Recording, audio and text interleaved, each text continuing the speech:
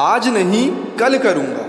अपने आज के काम को कल पर टाल देना इंसान की फितरत होती है, लेकिन हर इंसान नहीं, क्योंकि एक कामयाब इंसान में और एक हारे हुए इंसान में एक फ़र्क होता है। एक कामयाब इंसान अपने आने वाले कल के लिए अपने हर काम को आज करता है, और एक हारा हुआ इंसान अपने आज के काम को कल पर टाल देता है, वो कल जो उसकी ज़िंदगी में कभी आता ही नहीं। लोगों को कहते सुना होगा, जिस दिन मेरा वक्त आएगा उस दिन मैं पूरी दुनिया पलट दूंगा। मुबारक हो, आपका वक्त आ चुका है, और अगर आपने इस वक्त का सही इस्तेमाल किया तो आने वाला दौर भी आपका होगा। ये वक्त हर उस बच्चे का है जिसने नीट का फॉर्म भरा है, क्योंकि उन सब में एग्जाम में टॉप करने की काबिलियत है, लेकिन टॉप तो कोई एक ही करेगा, और टॉप वो करेगा जो अपने कल के काम को आज करेगा। टॉप वो करेगा जो अपनी नींद की कुर्बानी अपने आने वाले कल पर करेगा। टॉप वो नहीं करेगा जो अपने दिन का आधे से ज़्यादा समय मोबाइल पर वेस्ट कर देता है। मैं आपसे एक सवाल करता हूँ, क्या इस बार आपका नीट में सिलेक्शन होगा? इस बार आप नीट में कितने मार्क्स स्कोर करोगे? और इस सवाल का जवाब आपको इस बेसिस पर नहीं देना है कि अभी तक आपने कितनी मेहनत की है। इस सवाल का जवाब आपको इस बेसिस पर देना है कि अब आप कितनी मेहनत करोगे, क्योंकि फ़र्क इससे नहीं पड़ता कि अभी तक आपने क्या किया है, लेकिन फ़र्क इससे ज़रूर पड़ेगा कि अब आप क्या करोगे। तो बताओ, कर पाओगे इतनी मेहनत कि नींद में देखे उस सपने को सच कर सको?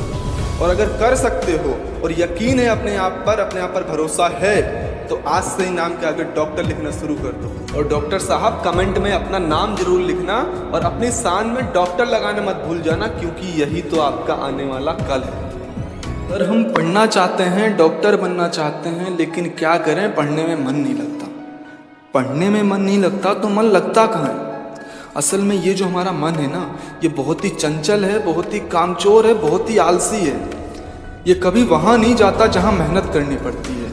ये हमेशा वहाँ जाता है जहाँ आराम हो, जहाँ कोई टेंशन ना हो, जहाँ मौज ही मौज हो। और पढ़ने में मन इसलिए नहीं लगता क्योंकि वहाँ मेहनत करनी पड़ती है। और सिर्फ इतना ही नहीं, अगर कभी आपके अंदर बहुत ज़्यादा जोश आ गया, आज मैं पूरी रात पढ़ूंगा, पूरा दिन पढ़ूंगा, तो ये जो आपका मन है ना, ये 1000 कोशिशें करेगा आपको पढ़ाई से डिस्ट्रैक्ट करने की।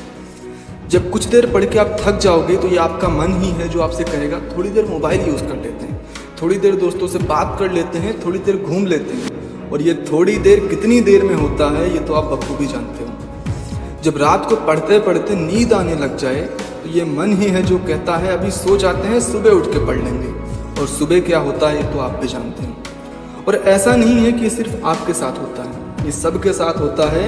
लेकिन कुछ लोगों में कुछ कर गुजरने का इतना जुनून होता है कि उनका मन भी उनके इशारों पर नाचने लग जाता है। ये मन हमेशा आपको उन चीज़ों से दूर रखता है जहां आपको मेहनत करनी पड़ेगी, जहां आपको मुश्किलों का सामना करना पड़ेगा।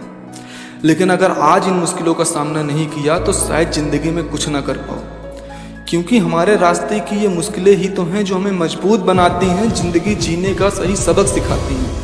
और जो सपना आपने देखा है, जिस मंजिल की चाह में निकले हो, उसका रास्ता बहुत सी मुश्किलों और तकलीफ़ों से होके गुजरता है।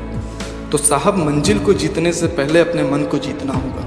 पितामह भीष्म ने कहा था, रणभूमि में युद्ध हो उससे पहले मन भूमि में खेला जाता है, और जो मन भूमि में जीता वो रणभूमि तक जाता है। तो बताओ, जीत पाओगे अपने मन से?